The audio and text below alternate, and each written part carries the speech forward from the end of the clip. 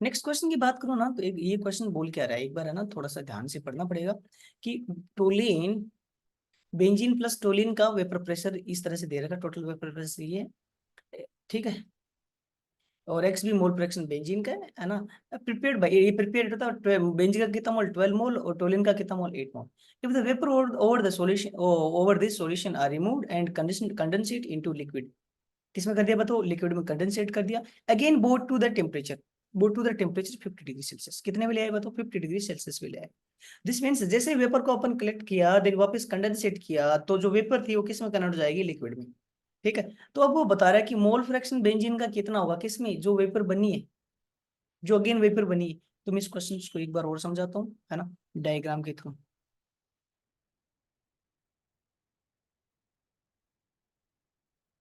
यहाँ पे तुम्हारे पास क्या है बताओ, बेंजीन का मोल फ्रैक्शन, और किसका है बताओ, टोलिन है। ठीक है। तो यहाँ पे अपने पास वेपर है, और वेपर किसकी रहेगी बताओ, टोलिन की एंड बेंजीन की। इसके ऊपर जो भी वेपर है इसको अपन ने क्या कर लिया, कलेक्ट कर लिया।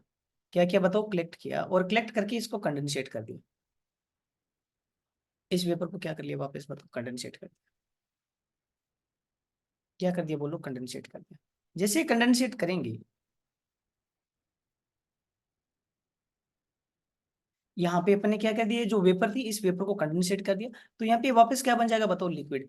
अब यहाँ पे एक एक चीज मेरे को बताओ, जब यही वेपर जाके यहाँ पे लिक्विड बन रही है, क्या बन रही है बताओ, लिक्विड, तो मोल फ्रैक्शन तो सेम ही रहना है। तो यहाँ पे लिक्विड फेज में मोल फ्रैक्शन क्या रहेगा, ये इसको अपन बोल सकते हैं एक्स बी डैश, बिकॉज वही तो वेपर यहाँ पे कंडेंसेट हुई है।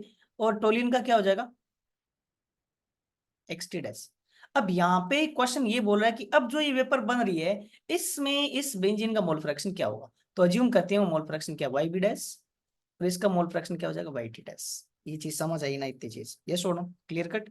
चलो, अब क्वेश्चंस को डेटा वाइज करते हैं। तुम्हें चीज समझ आई कि यहाँ पे लिक्विड है तुम्हारे पास, कि क्या बनाएगा, वेपर, फिर इस वेपर को अपन क्या करें, कंडेंसेट। जैसे ही कंडेंसेट करेंगे तो जो ये मोल फ्रैक्शन यहाँ पे था वही इस लिक्विड का मोल फ्रैक्शन बन जाएगा। अब अगेन वहां पे राउल्ट्स लॉ लगेगा, और राउल्ट्स लॉ के अकॉर्डिंग लिक्विड और वेपर में क्या बनेगा बताओ, वापिस एक इक्विलिब्रियम मेंटेन होगा, और यहाँ पे भी मोल फ्रैक्शन आएगा। और इस मोल फ्रैक्शन को अपन को एक्चुअली कैलकुलेट करना है। और अपन को टोटल प्रेशर दे रखा है इस सॉल्यूशन में, टोटल प्रेशर कितना दे रखा है, ऊपर से वो दे रखा है। वैसे टोटल प्रेशर होता क्या है बताओ, पी नोट बी, एक्स भी होता है ना, plus P note T, P naught T x T होता है। एक्स टी मत लिखो, वन माइनस एक्स भी लिख दो। क्यों, क्योंकि एक्स टी की फॉर्म में दिए ही नहीं ऊपर, है ना, एक्चुअली एक्स बी दिया है। तो क्या हो जाएगा, P naught B minus P naught T into X B plus P naught T. ये छोड़ो। सो अब तुम सोल्व कर पाओगे इस क्वेश्चन को, सोल्व कर पाओगे। इसको कंपेयर कर लो ऊपर वाले डेटा से, तो यहाँ से पी नॉट टी तुम्हारे पास डायरेक्टली आ जाएगा कितना, 90। और पी नोट बी कैसे आएगा बताओ, P naught B is two, compare कर सकते हो ना इसको, इससे कंपेयर कर लो, और इसको उससे कंपेयर कर लो। तो ये क्या हो जाएगा, पीटी, पीटी कितना, 90 प्लस 180, ये कितना आ जाएगा बताओ, 270, कितना आ जाएगा, 270।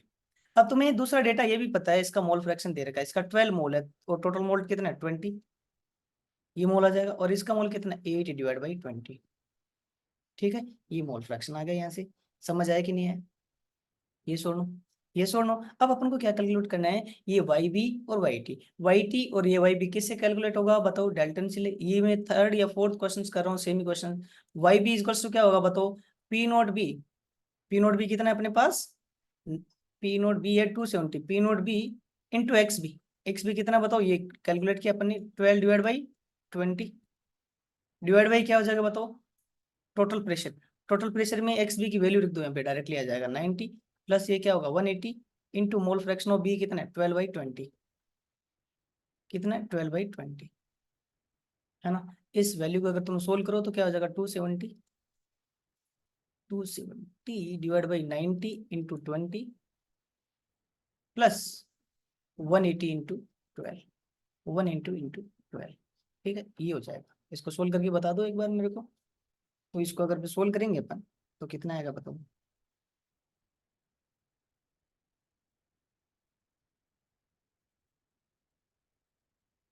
270 इंटू 12 आएगा ना, 270 इंटू 12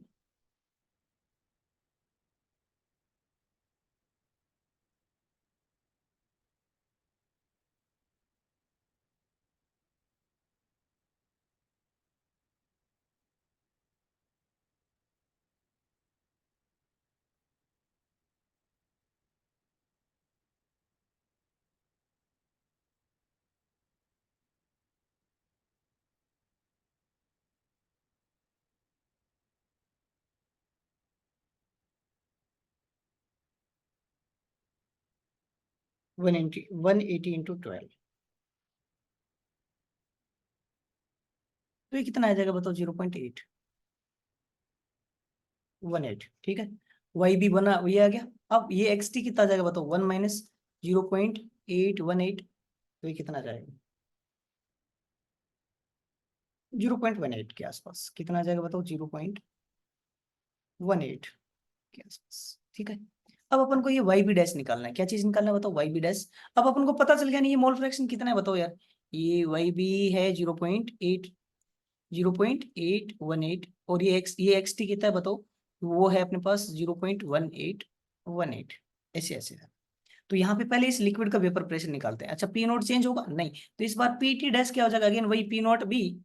पी नोट बी कितना दे रखा है अपन को? 270, इंटू इसका मोल फ्रैक्शन दे रखा है 0.818, प्लस क्या होगा ये पी नोट टी, वो कितना है? 90, और उसका मोल फ्रैक्शन है 0.18।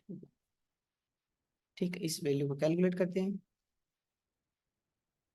270 इंटू 0.818 प्लस 90 इंटू 0.1818, तो ये वैल्यू आ जाएगा अपना अप्रोक्सीमेटली 237.2। अगेन वापस वही राउट्स लॉ लगाते हैं। वेपर फेज में mole fraction is equals to क्या होगा? पी नॉट बी, कितना अपने पास? 270, इंटू ये मोल फ्रैक्शन है इसका 0.818, डिवाइड बाई टोटल प्रेशर कितना है बताओ? 237.2। तो चलो इसको कैलकुलेट करते हैं, कितना आएगा? 270 इंटू 270 इंटू 0.818 डिवाइड बाई 237.2, तो ये कितना आ जाएगा बताओ? 0.93। 0.93 कितना आ जाएगा बताओ? 0.93। तो ये अपना क्वेश्चन का आंसर हो जाएगा। एक बार अच्छा क्वेश्चन है, काफी अच्छा क्वेश्चन है। एक बार वापस तुम खुद से ट्राई करना, एंड देन वापस वीडियो सॉल्यूशन देख लेना। ओके।